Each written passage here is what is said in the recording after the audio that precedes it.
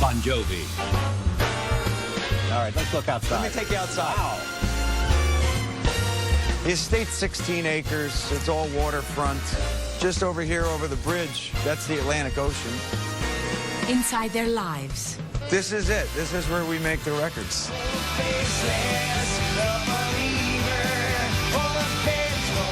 This is where we screen films. That's a TV, isn't it? Do you make your children watch your own movies? Only when they're bad. Next on Person to Person, Jon Bon Jovi. Living on a prayer? Not really.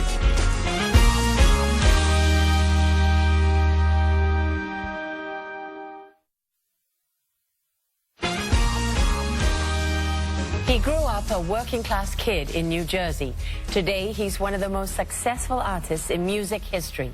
Jon Bon Jovi fills stadiums with his fans and sells albums by the millions. Yet he is a down-to-earth family man and a dedicated philanthropist. Jon is still in Jersey. He's in Red Bank now and has a slightly bigger house. Person to Person with Jon Bon Jovi. Hi. Hey, Jon. Hello, America. Come on in. Hi, Charlie. Hi, Laura. This is Charlie Rose. Laura Logan is with me. Where are we? Well, this is our humble abode in beautiful New Jersey, and welcome to it. I'm going to show you guys around. How long have you lived here?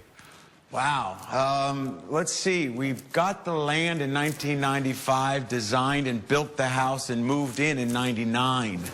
So it's been 13 years that we've been in. This is the formal living room. I'll give you a little bit of a look-see. This is, well, a bunch of family portraits.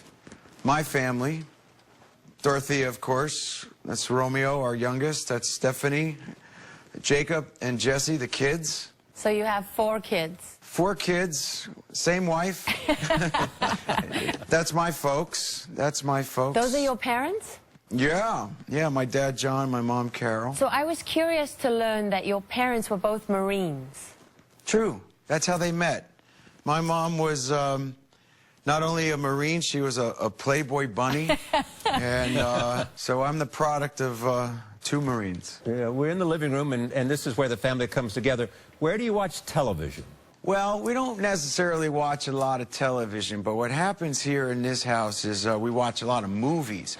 And so it's a 35mm projectionist that we keep hidden behind a tapestry. It's a little more than a TV. That's a TV, isn't it? That's pretty amazing. So we screen whatever's in theaters here. Yeah, it's good fun. Do you make your children watch your own movies? Yeah. Only when they're bad. Only when they're in trouble. Take me to the place where you keep your awards. In this room, this is what I guess you'd call the office. Wow. This is where I come, sometimes to write, sometimes to play, just sometimes to keep memories around, little gifts that people have given me or awards. Here's something, for instance, Richie Sambora gave me this. It's signed by Bob Dylan, and it was given to me on my birthday. There's a lot of stuff in this office, Jon. This one's very, very special. The Songwriters Award. Yeah, well, the Songwriters Hall of Fame, I mean, when you're mentioned in the same kind of breath as so many of the greats that were there before you, it's wonderful. Because any kid who's ever strummed a tennis racket or a broomstick that aspired to be in a band, how many of those were lucky enough to ever make a record deal? How many of those were able to write a song? And how many of those were able to be honored with something like that? It's my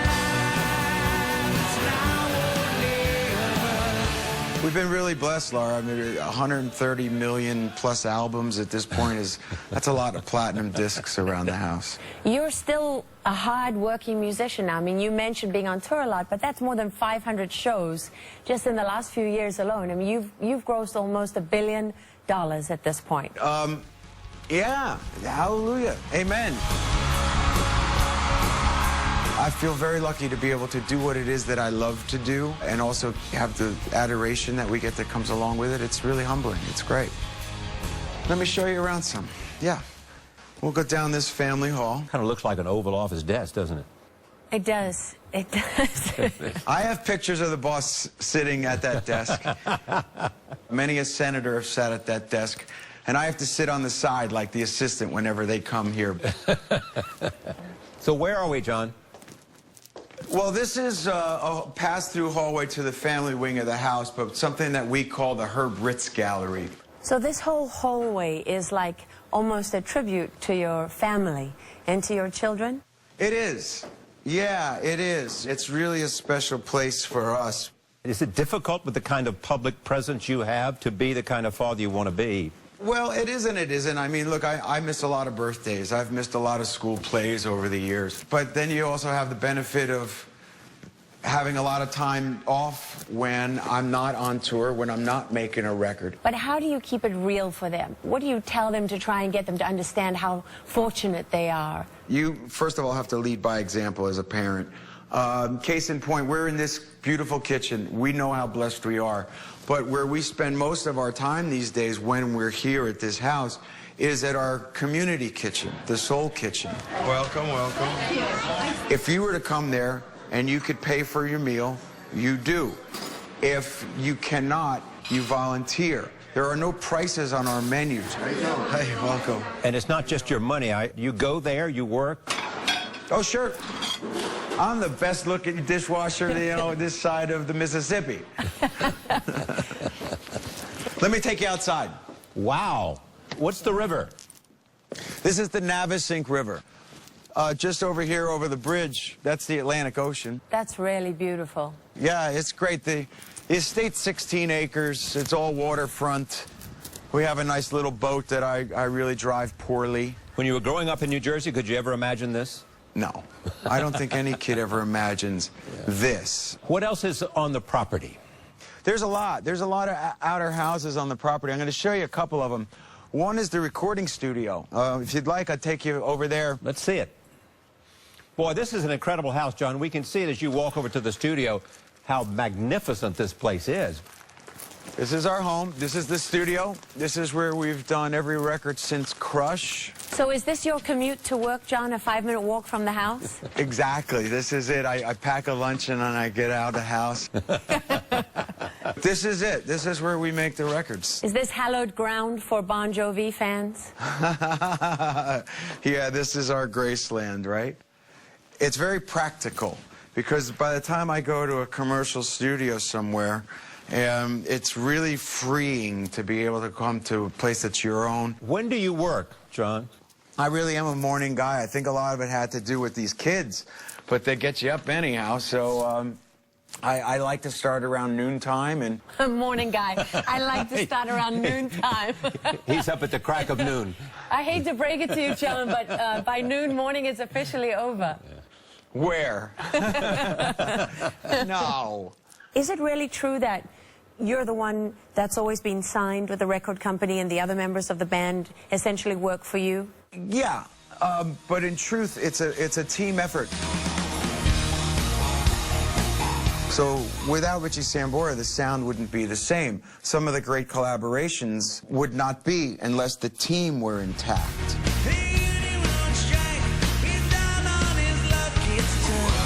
And I've been with the same band for nearly, well, it is 30 years this year. What is it you think defines your connection to your fans?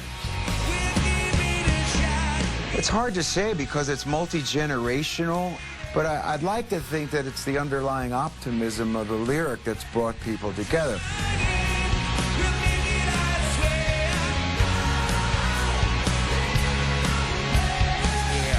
You're like the anti-rock star, right? With no drug problem, 32 years married to the same woman, no scandals, no skeletons in your closet, successful. I couldn't run for political office, let's put it that way. Well said. Suppose you come to this recording studio and you've got an inspiration and you're able to put the song together and you feel great and you want to go have a beer. Where do you go? We've got that problem solved, too. There are no drunk driving tickets in this perfect, utopian world in which we live. Lara, come with me, if you will. Okay, wait. Before you get out of here, I am told that there is a photograph from the 80s. I know that fashion-wise, the 80s were not kind to any of us. And as I hear it, you were no exception. Where is this photograph? All right. Well, there's some pictures along the wall here that date back. But this one in particular is a shot that was probably taken around 1980. That was me as a young boy, just starting off. Can I say you've improved with age, John? Well, you're very kind, thank you, but that's pretty funny. So you're going to show us now where we can have a beer if we've had a great day. I can do that. Come on, I'll take you. This is trouble, Charlie. All right, I like trouble. This is called the Shoe Inn. This is a place we come and get a beer when we were done recording. This is quite a pub. Yeah, this bar came from Paris. I found it in a flea market. It was one piece, believe it or not. Have you had good nights in this place? Yes, we've had many a good night in this place, but they're all in the memories now. What are you writing about now? Observations, really. There was one I sang in the studio for the cameras the other day called, What About Now?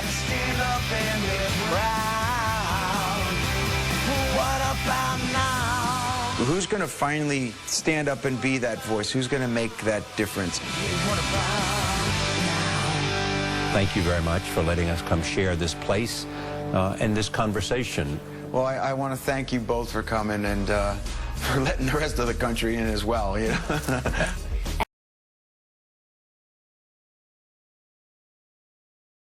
But these are my actual season tickets, my seats from Giant Stadium as it was torn down. The Giants were kind enough to tear out our 5 seats and deliver them. The Giants were kind enough for a price?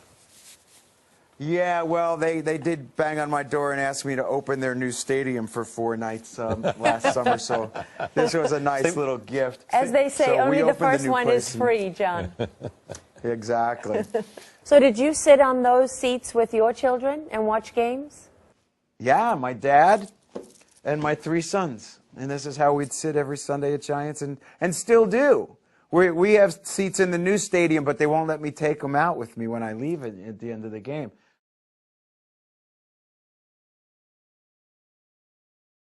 My grandma went to she went to Las Vegas, where Dorothy and I eloped, and she posed in front of the place.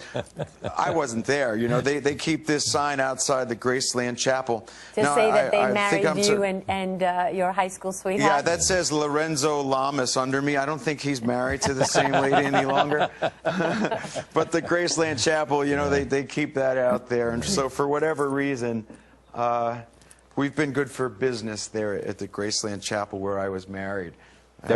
But yeah, that's the story of my grandma there. Was it as bad and tacky as it looks in the movies when you two got married there? Yeah, sure. The flying Elvises, we had them all.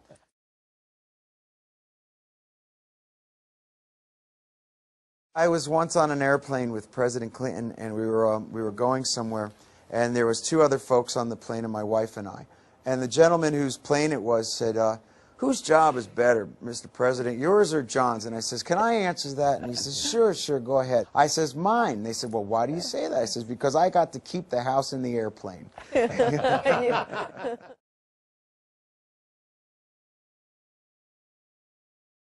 My most prized possession in this room, now that I'm looking down here, is this. This is a proclamation given to me by President Obama, signed also by the Secretary of State Clinton, naming myself to the Council on Community Solutions. So I'm one of 25 people on this council, and our job is to help disenfranchised youth gain employment and help them with education. What does that mean, John? I've been in an outreach program to startup and tech companies to try to take some of these kids and train them, either give them internships or training, pay for their education kind of opportunities so that they can get this gainful employment going forward.